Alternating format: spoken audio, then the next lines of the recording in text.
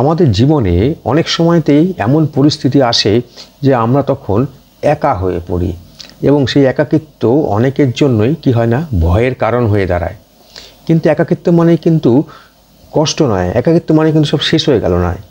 আজকের ভিডিওতে আমি বলবো কিভাবে এই একাকিত্বের মাধ্যমেই শান্তি খুঁজে পেতে পারেন আপনি এবং জীবনকে নতুনভাবে উপভোগ করা যায়। আরে দাদা, আপনি একা নন, উপরে অলমাইটি গড আছে, তো আপনিও করতে পারবেন। শুধুমাত্র যেটা দরকার, দৃষ্টিভঙ্গিটা পজিটিভ চাই। শুধুমাত্র যেটা দরকার, আপনার ইতিবাচক প্রচেষ্টা চাই। আপনি যে কাজটা করছেন সেটা 100% উইথ অনেস্টি আপনি করুন। আপনার চেষ্টাটা ভীষণভাবে দরকার। 40-এর পর কিভাবে একাকিত্ব সামলাবেন বলুন তো? 40 বছর বয়স হয়ে যাওয়ার পরেই না অনেকেরই জীবনে একাকিত্ব চলে আসে। কেন বলুন তো? এই সময় বন্ধু বান্ধবের সংখ্যা কমে যায়, তারা ব্যস্ত হয়ে পড়ে। এছাড়াও আমাদের যে সন্তানরা থাকে তারাও তাদের জীবন নিয়ে ব্যস্ত হয়ে পড়ে, তাদের পড়াশোনা ইত্যাদি নিয়ে, এবং ন্যাচারালি জীবনের যে গতি, স্পিড বা পেস, সেটা অনেকটাই বদলাতে থাকে। এই সময়টায় কিন্তু আপনাদের জীবনে বা আমাদের জীবনে একটা নতুন অধ্যায় কিন্তু হতে পারে। এবার জানি এই একাকিত্বের কারণগুলো কি কি। প্রথমে হচ্ছে কি না, পরিবারের যে দায়িত্ব সেটা অনেকটা কমে যায়, অর্থাৎ কি না ছেলেমেয়েরা বড় হয়ে যায়, কাজকর্ম অনেক কমে যায়, তো ফলে সেখানে একাকিত্ব চলেই আসে।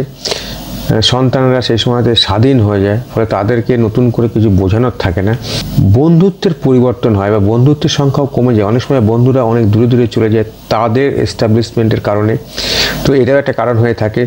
এছাড়া যেটা হয় সেটা হচ্ছে কি, যে অনেক সময় চাকরি নিয়ে দুশ্চিন্তা থাকে, বা অনেক সময় যে রিটায়ারমেন্ট নিয়ে একটু দুশ্চিন্তা থাকে, যে রিটায়ারমেন্টে সেইভাবে পলিসি করা হলো না, প্ল্যান করা হলো না, হ্যাঁ, রিটায়ারমেন্টের ব্যাপারে অনেক কিছুই জানা হলো না, তো এইসব নিয়ে একটা সমস্যা থাকে, চিন্তা থাকে। এছাড়া সামাজিক সংযোগ, যেটা আজকের দিনে অনেকটাই কমে গেছে, অর্থাৎ আমরা সমাজবদ্ধ জীব ঠিকই, কিন্তু সমাজে অনেকের সঙ্গে আমাদের সেই রকম যোগাযোগটা থাকে না। একাকিত্ব বলে দিলেই তো হবে না, ওকে সামলাতে হবে, অর্থাৎ একাকিত্বকে আপনাকে কাটাতেই হবে। এখন প্রশ্ন হচ্ছে যে সেটা কিভাবে।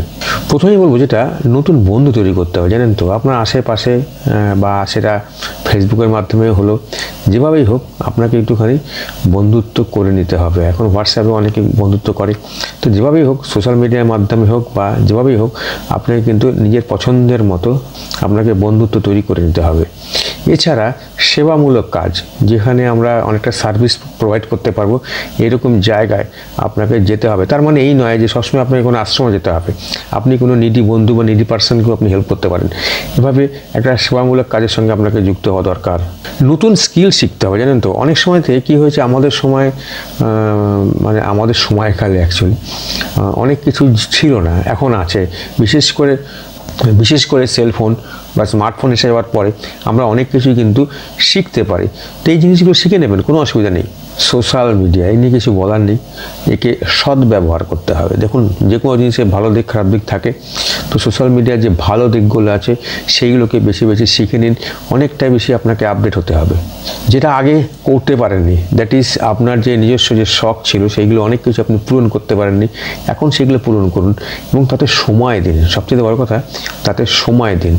সময় দিয়ে শিখুন বা শখগুলোকে পূরণ করুন। দেখুন, যেটা হারিয়ে গেছে সেটা হারিয়ে গেছে, আপনার কাছে একাকিত্ব এসে গেছে, তো ন্যাচারালি তাকে সমাধানটা করতে হবে আপনাকে।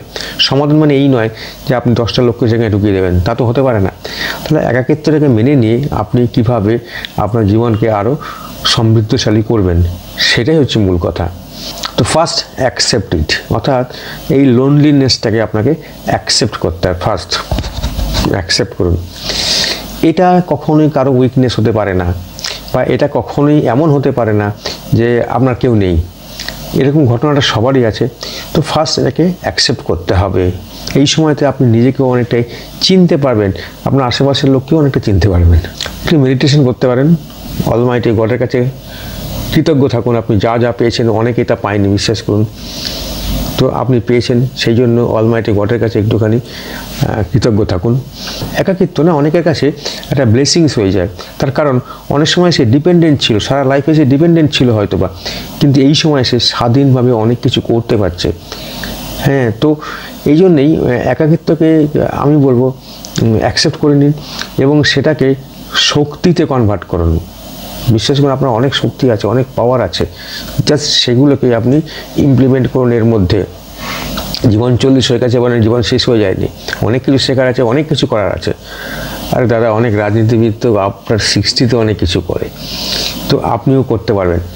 শুধুমাত্র যেটা দরকার, দৃষ্টিভঙ্গিটা পজিটিভ চাই। শুধুমাত্র যেটা দরকার, আপনার ইতিবাচক প্রচেষ্টা চাই। আপনি যে কাজটা করছেন সেটা 100% উইথ অনেস্টি আপনি করুন। আপনার চেষ্টাটা ভীষণভাবে দরকার।